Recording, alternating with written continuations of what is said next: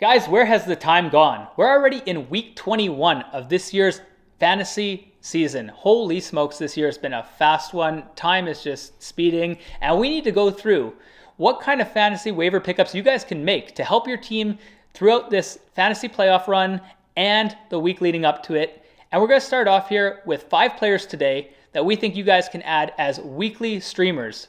Guys that you can pick up and drop if you need to, but are going to be playing 4 games this week and should make an impact on your fantasy team. And we're going to start off here with Ivan Barbashev from the Vegas Golden Knights. Recently traded here, Barbashev's already been slotted in on the first line, playing with Jack Eichel. This guy has been really hot so far in the first 2 games with him. Great chemistry off the bat. And this guy is only 32% owned. Barbashev has always been a pretty skilled player. Even the days in St. Louis Blues, I've seen flashes of it too. I remember those years where he played with Vladimir Tarasenko on that same line with the Russian line with Buchnevich and all those guys, and he was really good. But I feel like Barbashev is one of those players that need to be given the opportunity, top 6 minutes, and he's given exactly that on this team. So this is a good pickup for right now. He's only 32% owned, like Scott said, and he's a left winger. And we pretty much know that this guy is going to be getting the opportunity because Mark Stone is going to be on the LTIR until playoffs start, which is a huge opportunity for a guy like Barbashev, who doesn't necessarily normally get these kind of top line minutes. And also for fantasy purposes, this guy is going to be switchable. You can put him as a center or a left wing, gives you versatility in your lineup throughout this week. And the next player that we have is Jack Quinn from the Buffalo Sabres. He's currently only 7% owned in Yahoo Fantasy Leagues, which is crazy to me. He's been red hot lately. He's been playing on top line, playing with good players. He's a shooter, and he's just a terrific player.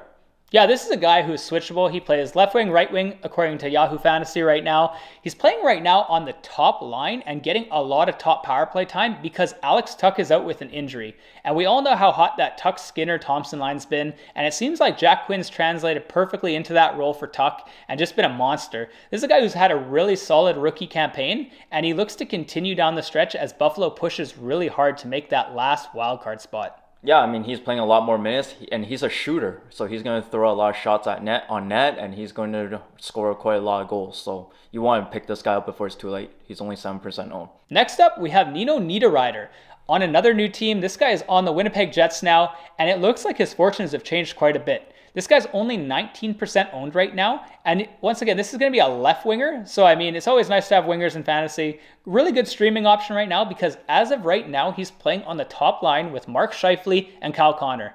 And we all know from watching these guys for like the last 5 years how good these guys are at putting up a ton of points. And this guy's going to get every opportunity playing alongside on their wing. As well, right now he's slotted to be on the power play 1, which is just awesome extra bonus production this guy can have.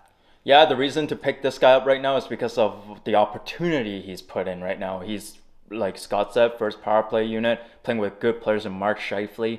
I've had the Nino Niederreiter in my years before when he was playing Carolina. Some years he's good, some years he's not, but I feel like this is probably the best set of players that he's ever played with in his career. So we'll see how he does, but whether he can keep this up. But I think this is a good pickup for now. Yeah, even if he's not like a top tier talented player, anytime you're playing with 2 all-star players like Scheifele and Connor, you're going to have your opportunities and you're going to either get like secondary assists here or just perfect tapping goals, which are all worth the same for fantasy. So we don't argue. Yep, and the next player that we have on the list is Mason McTavish. Mason McTavish is right now he's just playing put in a good situation. He's on first line playing with Troy Terry, I believe, and he's also on power play 1. So for that alone, I think it's a good to pick up on him right now, and he's been playing a little bit more minutes. Yeah, no, absolutely. Mason McTavish has kind of gotten red hot right now. He's had a few multi-point games nowhere lately, which is really solid for a rookie. And when you're playing with a guy like Troy Terry, who's almost a point per game player right now, which is kind of crazy, back-to-back years, you're going to have time for production. And Anaheim is clearly packed it in. They're not going to be having as much time for their veterans. They're going to want to get these young kids that are rookies or second-year players more ice time down the stretch to just develop and become better overall players. And on top of that, this guy for fantasy is a switchable center/left wing player, so you can plug him in wherever you need to, wherever you have a fit best on your team. And finally, for our fifth and final player, we have William Eklund from the San Jose Sharks. Now, this one is a very, very deep sleeper waiver ad. This guy's only 3% owned, so more for people in the deeper leagues. But this is a player who got called up very recently. He's only played one game this year with the Sharks. But this is a very high talented prospect, and he's automatically getting tons of minutes. In his first game, he already has played 20 minutes, and he's getting time on the first line with Thomas Hertl and on the power play one with that stacked power play of Hertl, Couture, and Erik Karlsson. This guy is going to have so much opportunity and is a pure playmaker. He's going to have a lot of chance to rack up assists. Yeah, I mean, William Eklund is a very good hockey player. He's a good playmaker. We saw him live before.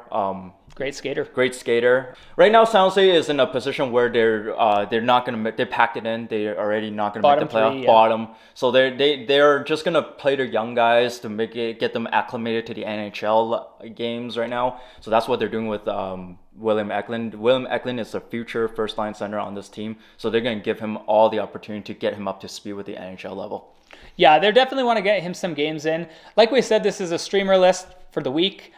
He might only get 9 games so they don't burn time off his contract, but this is a player who can make a big impact in his trial run in the NHL. He dominated in the AHL, and he has shown every step of his career coming up from Sweden all the way to the AHL that he is a fantastic player, and he is just tremendous future player for the Sharks. Well, guys, I hope you guys enjoyed this 5 waiver pickups for the week. Tune in next week where we'll give you 5 more for probably what is, for most of you, the first round of the fantasy playoffs. Until next time, take care. Take care, guys. Good luck. Bye.